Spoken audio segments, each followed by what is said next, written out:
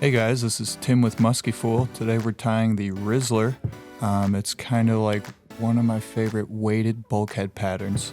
So the concept here is if you're fishing a Buford and you want to get it down a few more feet but don't want to change rods or lines, it's a great way to maintain that swimming action and get down a little deeper.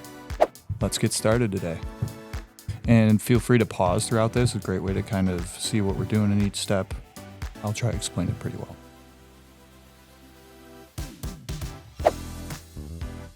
Going to start with a 28mm monster shank in the back. We're going to do a number 5 welded ring on the back of that shank. The idea here is that I can attach an extra hook in the back if I want to. It's an option, you don't need to, and it's a little less prone to that ring coming out. If I was to use split rings directly to the shank, there's a chance that split ring could wear off, so I like the welded ring.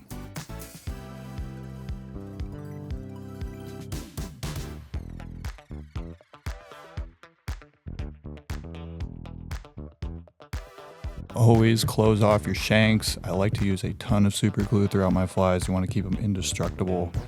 We spend all these time tying these flies and they cost money, so I like to try and make it as efficient and effective as I can.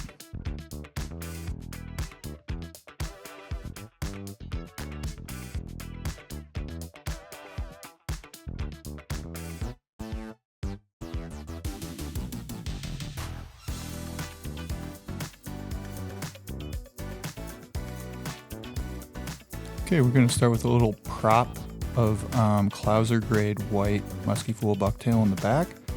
Try and pick the stuff from the tip here. It's wavy, it's soft, it's not going to flare a lot. Really just want a prop there for the synthetic material in the tail or schlappen or whatever tailing material you're choosing to use.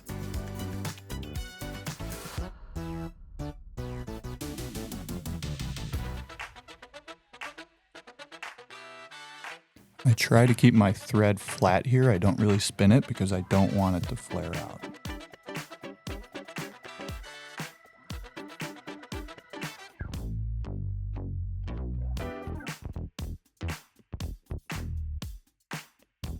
Now we take the Renzetti head to tail baitfish fade.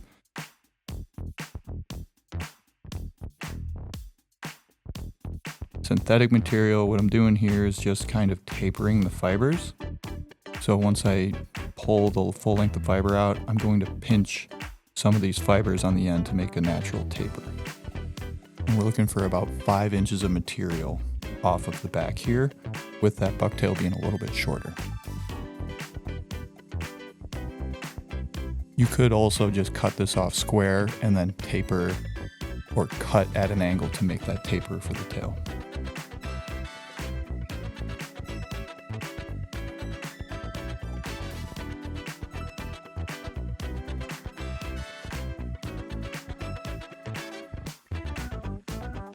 Always using more super glue. You're going to hear this a lot from me. Okay, now we're going to move on to a few stacks of bucktail here. I like to do 3 on this rear shank total. You're going to start picking those hollower fibers. We're going to start at the tip of the tail and move all the way down to the base by the end of the fly.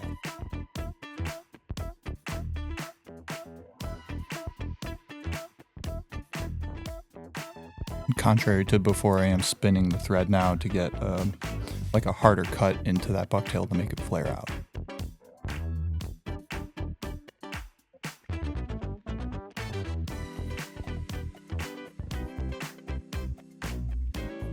Then I'm using the Popovic style of stacking this on top and then kind of wiggling it to split on the shank and pinching it down on the sides.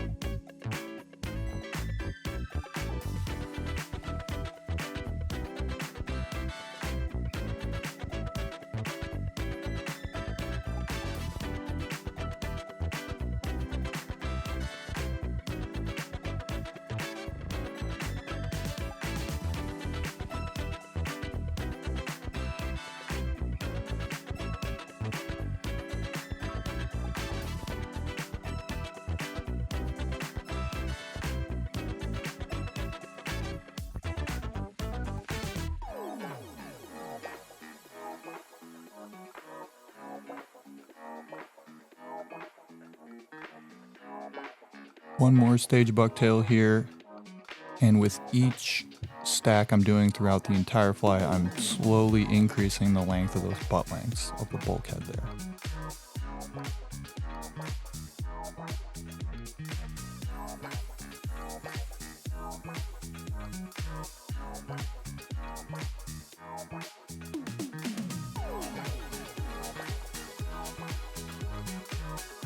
Whip finish and more super glue to finish this one off.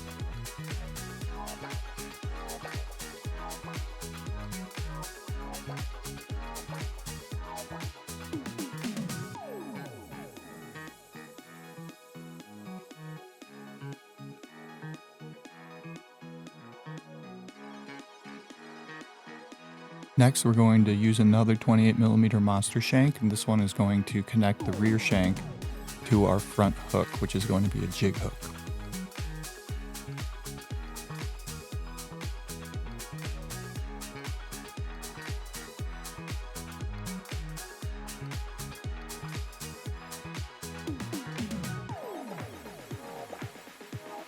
Again, I'm just tying close the shank here, and going to use super glue again to make sure that doesn't fail.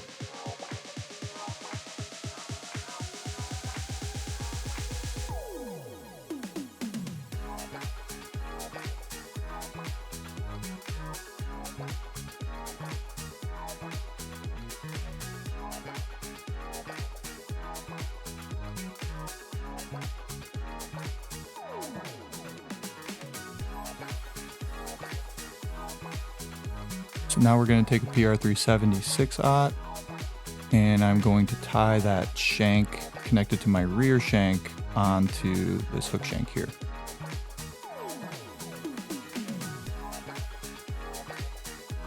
You want to make sure you get thread wraps all the way down through where that shank is going to contact the hook. You do not want metal on metal.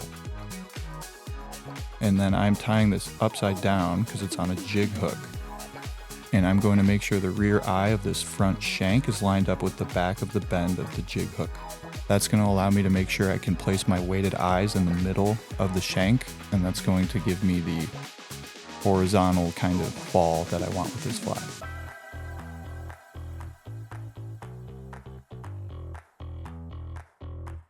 Don't be shy here on extra wraps and super glue to make sure that that shank's not going to slip out.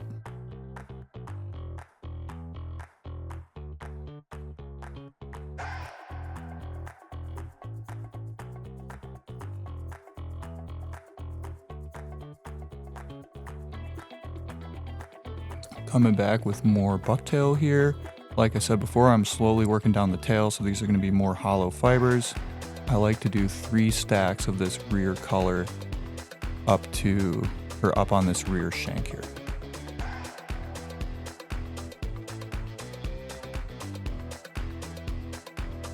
And just a reminder, because we're kind of upside down here, you're going to want to pinch this bucktail and make sure you're kind of getting the bulk of it on the top of the hook.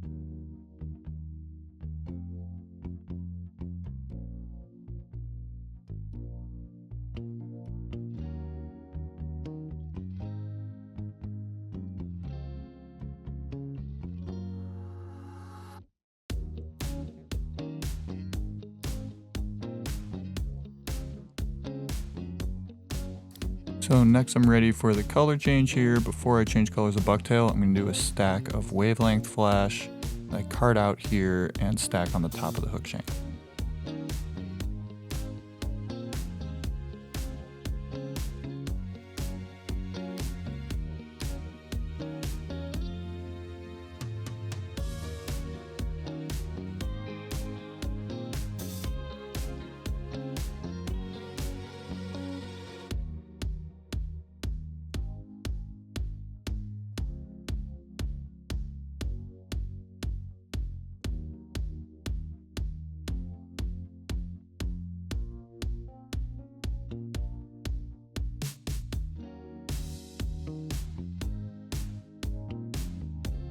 So this fly has a chartreuse head, so at this point I'm going to switch to the chartreuse closet grade bucktail, going for about the same length and hollowness, and in addition to that, changing in the butt lengths as I move up the fly. I'm also increasing density of each stack of bucktail.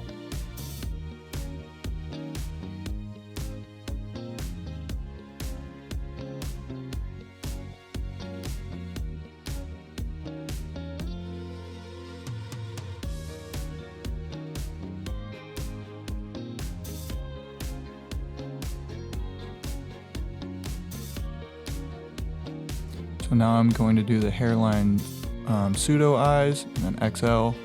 I would encourage you to play around with like lead eyes, different sizes. It's all going to have a slightly different fall rate and might kick a little bit differently.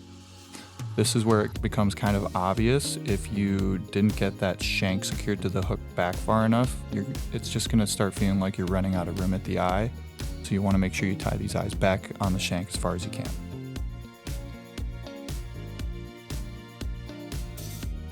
There's a little bit of an empty space to fill above and below those eyes. So here I'm doing two separate stacks of bucktail, one on top and one on bottom, just to fill in that empty space.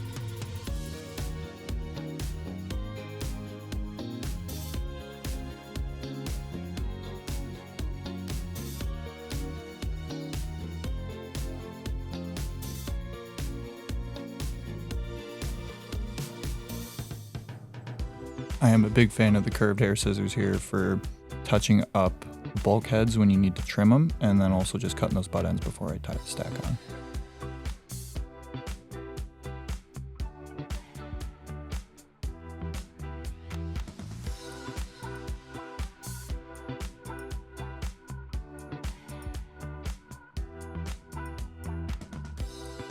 So we're gonna work in front of these eyes now, and I just wanna make sure I leave some space behind my thread for this next stack of bucktail, because if it's too close to the eyes, it's pretty tough to get it to spin around the hook shank and get the profile you're looking for. So I'm just making sure there's a little bit of extra space there.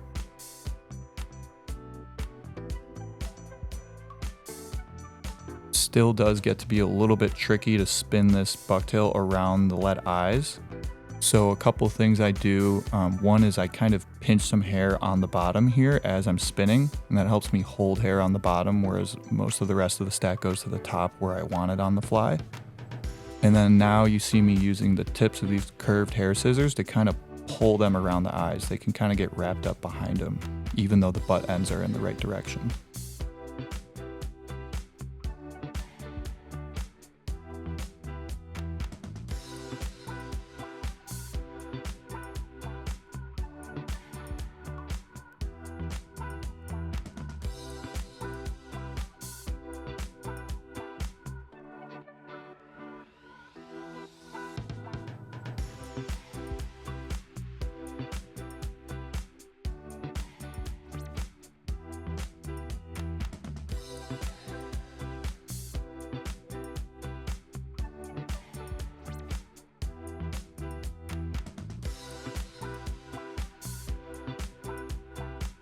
Now we're basically doing a bulkhead Buford head style for these last two stacks on the front. I'm going to want to be the stiffest fibers towards the base. Make sure you get a head that pushes water.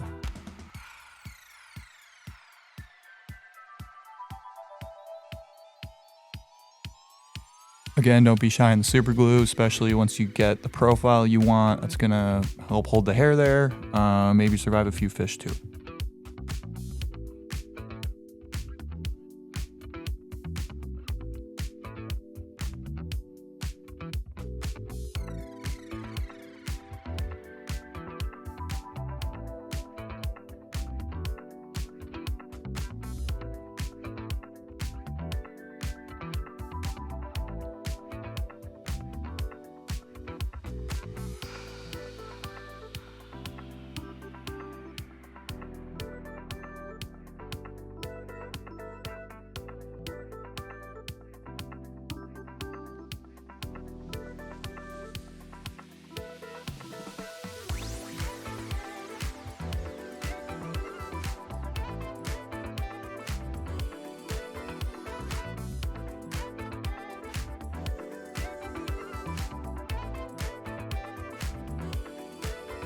One final stack here, and again you can see my index finger there holding fibers on the bottom of the fly while I spin.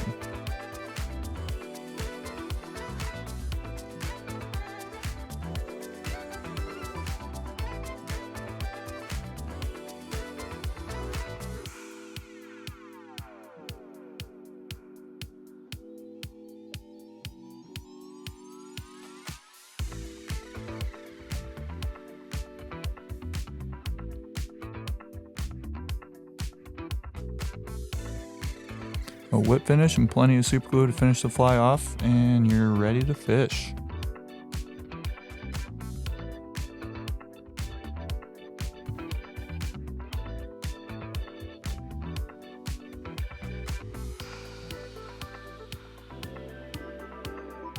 And there you have it, that's Tim's Rizzler. I would encourage you to play around with the size of the eyes on there, lead versus brass eyes, and the tailing material.